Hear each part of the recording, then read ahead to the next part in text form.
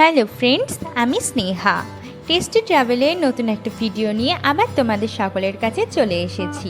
আশা করি তোমরা সকলে খুব ভালো এবং সুস্থ আছো। আজকে আমি তোমাদের সাথে শেয়ার করব ইলিশ মাছের একটি রেসিপি। সেটা হলো বর্ষার মরশুমের ইলিশ মাছ দিয়ে তৈরি সর্ষে ইলিশ ভাপা। তাহলে চলো ভিডিওটা দেখা যাক।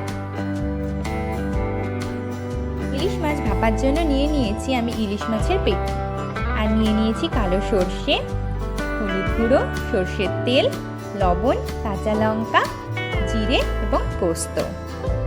এই কয়েকটি মশলা দিয়েই আমি আজকে ইলিশ মাছ ভাপাটা করে দেখাবো তোমাদের।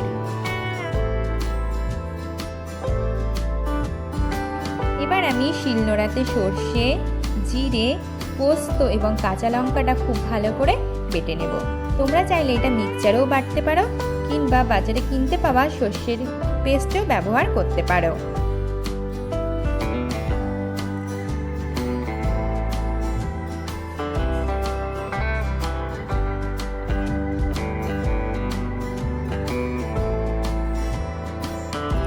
এবার একটা পাত্রের মধ্যে মুখ আটকানো যে কোনো পাত্রেই তোমরা ব্যবহার করতে পারো।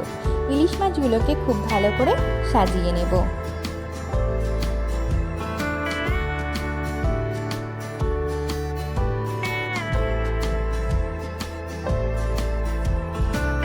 এরপর এর মধ্যে দিয়ে দেব লবণ। আর ভাপায় কিন্তু লবণটা একটু বেশি টানই হয়, যার কারণে লবণটা একটু বেশি পরিমাণেই দিতে হবে। আর দিয়ে দেব হলুদ গুঁড়ো, বেটে রাখা মশলা,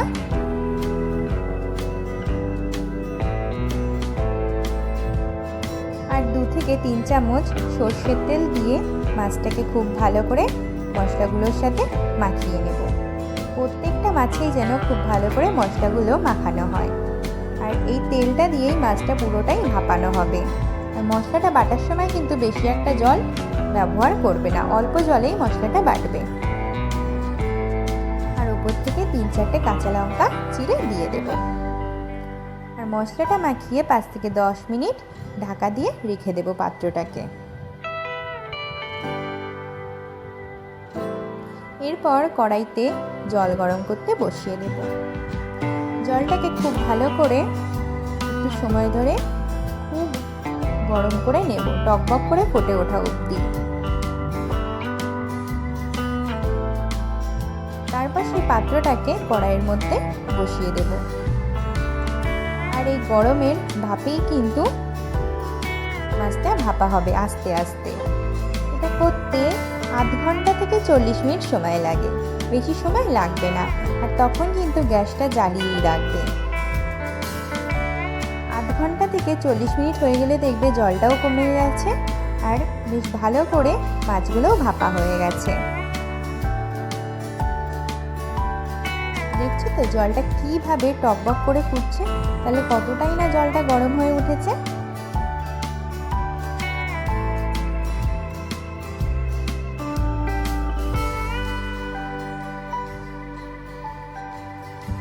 আধ ঘন্টা 40 মিনিট পর কড়াই থেকে নামিয়ে নিলেই রেডি হয়ে যাবে ইলিশ মাছ ভাপা।